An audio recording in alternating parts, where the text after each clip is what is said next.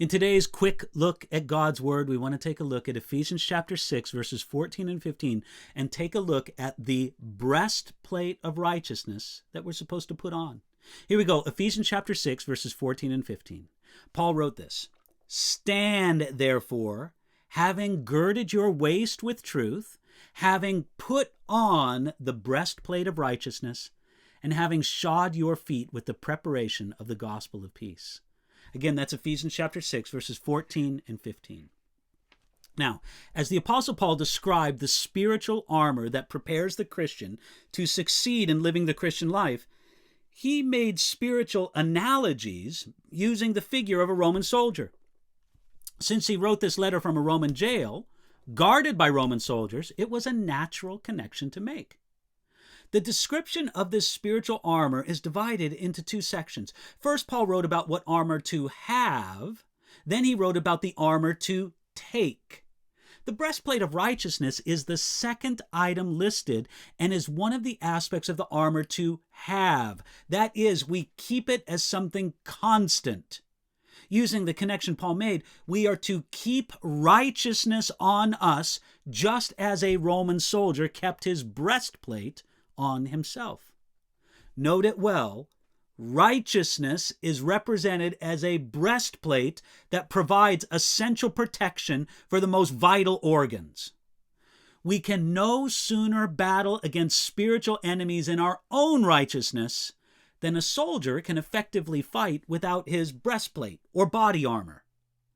Now, this is not our own earned righteousness. It's not a feeling of righteousness, but it is a righteousness received by faith in Jesus Christ. It supplies a general sense of confidence, an awareness of our standing and position. We know that our standing with God is based on who Jesus is and what he did, instead of who we are and what we have done. We put on the breastplate of righteousness by choosing to trust in Jesus, by putting your faith in him. Then, and only then, are you protected by this breastplate. Martin Lloyd-Jones wrote this. He said, "Thank God for experiences, but do not rely on them. You do not put on the breastplate of experiences, you put on the breastplate of righteousness." Now, sometimes we're tempted to say to the devil, "Look at all I've done for the Lord," but that is shaky ground, though sometimes it feels good. It's shaky because the feeling and experience and doing are all so changeable. The good news is this: God's righteousness never changes.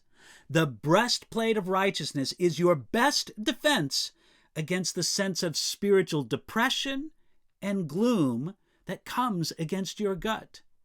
Today, decide, I'm going to put on the breastplate of righteousness and remind myself that I do look to Jesus Christ and trust in him for my righteousness, who he is and what he's done for me, and I do it today.